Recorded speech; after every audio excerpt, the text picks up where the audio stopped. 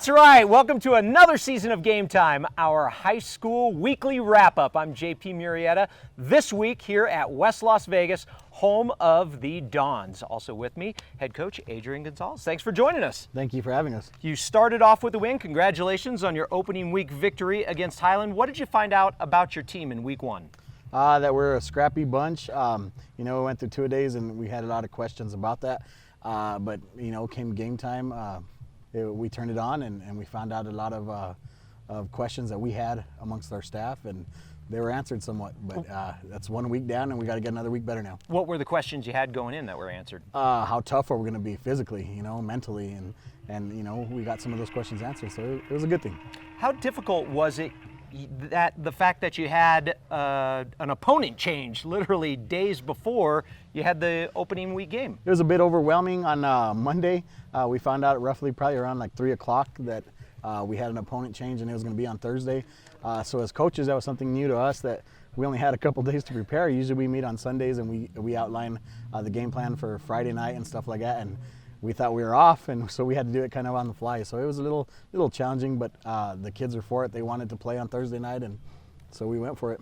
Talking about challenges, how difficult has it been coaching through a pandemic and COVID and all the hurdles you have to get over? It's definitely different. There's a lot more responsibility on us as coaches and stuff like that, and we got to take a lot more precautions as a team, and in the locker room and things of that nature. So it's definitely added another dimension to the head coaching duties and stuff like that. So it's a bit challenging. Damian Gallegos looked to be quite the workhorse in week one, 3 rushing touchdowns. What kind of player is he?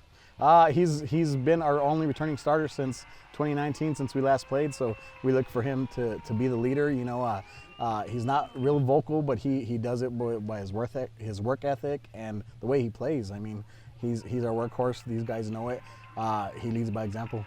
Are you more of a on-the-ground, grind-it-out kind of team, or plan on going airborne a little bit? We take what the defense gives us.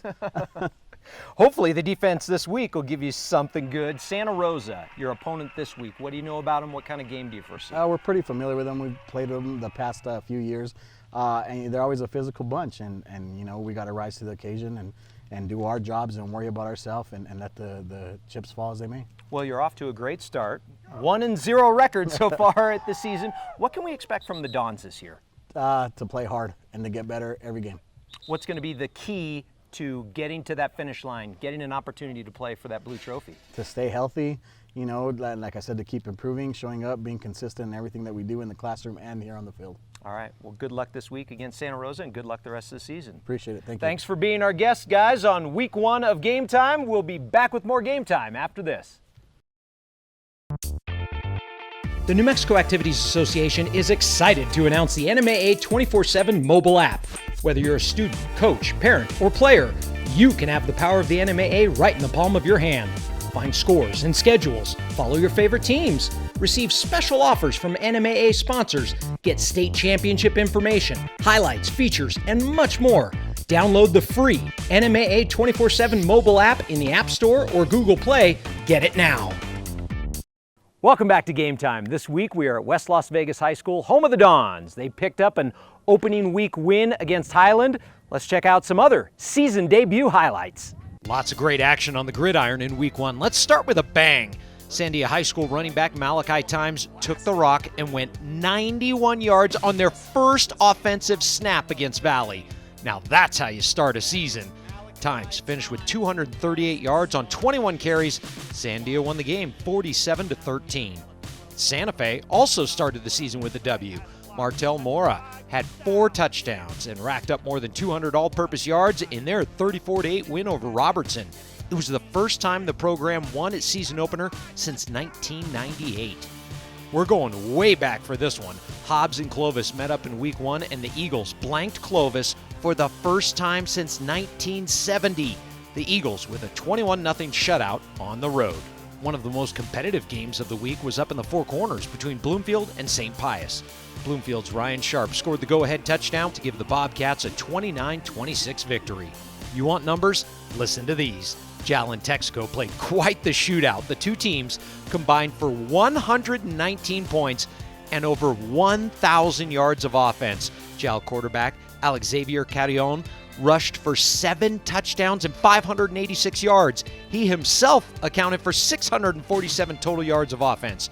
Jal won the game 63-56. Oregon Mountain, formerly known as Zonyate, put up good numbers in their season opener. The Knights dominated the second half against Albuquerque High. Isaiah Garcia with the pick 6 as part of their 35-14 victory. Mayfield head coach Michael Bradley has reason to be optimistic about his season. The Trojans marched into Albuquerque and beat Manzano 40-13. Quarterback Anthony Carrillo threw 3 TDs and rushed for another one. Mayfield gets El Dorado next. The Eagles shut out West Mesa 28-0 in the opener. The Eagles' defense held the Mustangs to just 5 rushing yards in the first half. Bernalillo posted a shutout of their own in the opener against Gallup 50-0. Senior Tristan Ludi Herrera with a punt return touchdown in the first half. The Spartans get Espanola Valley next. Hope Christian and Portales made for a great opening week matchup. The Huskies controlled most of the game and hung on to win thanks to the pick 6 by Cade Johnston in the fourth quarter. Hope with a 28-14 victory. La Cueva Jr. Exodus Ayers had quite the game against Cibola. He scored 3 touchdowns, including this fantastic grab in the third quarter.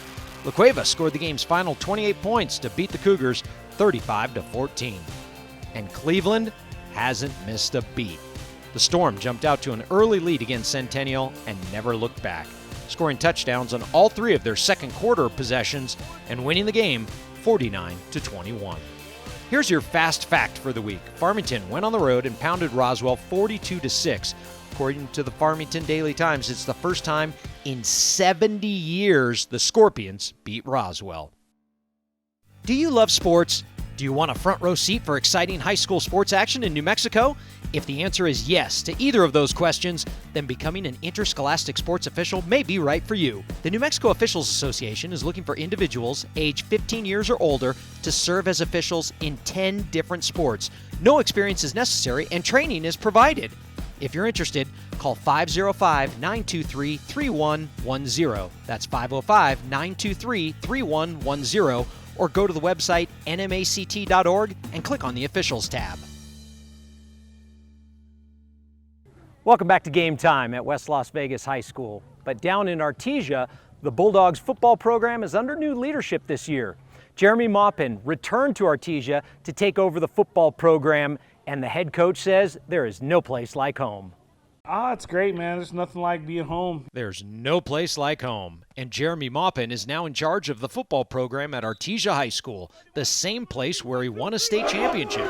Where was your locker? Where were you at? My locker was right over there because, third locker in right there. Yes, sir. So that's kind of weird to walk back in and be in a little different role in here. Maupin took over the Artesia Bulldogs this offseason after 4 years as a head coach in Los Lunas, where he had back-to-back state championship appearances. Maupin says he never dreamed of coming back to Artesia as a head coach. I mean, honestly, I never really thought about it. I really, right before I took Los Lunas was really the first time I really said, maybe I'm ready to try to be a head coach. And I knew that's something I always wanted to be. But, honestly, the last Henderson was here for, a long time. So I just kind of assumed that Rex would be here for a long time. And I know, with family and stuff, he decided to change things up a little bit. But, when it came open, then it just started kind of becoming oh, wow, maybe I have a shot at this thing. So it was really exciting. He may be the program's new head coach, but Maupin says the offense will look a lot like Artesia teams of the past. I played here and, look up, you see Coach Henderson's name and his dad's name, Mike Phipps, and you start thinking man, maybe this is, am I ready for this, and then you just get back to coaching football and you realize talking to guys that's the thing, it's football's football. It doesn't matter where you're coaching. It's just making sure you're getting the best out of these kids. I played for Coach Henderson. That's what I know. So it looks very similar, but, we're able to kind of put a little different spin on some things and line up a little differently at times. And so it's just going to be, hopefully good football, and we're going to move around and we're going to be disciplined and just kind of, what's made Artesia famous. The Bulldogs return their 2 leading tacklers on defense. And on offense, lefty Nate Taylor is back from Texas to play quarterback for Artesia. it's Artesia, so it's always, we want to be playing for a championship, and we think we have a really good football team. The last time Artesia lifted the blue trophy was 2017.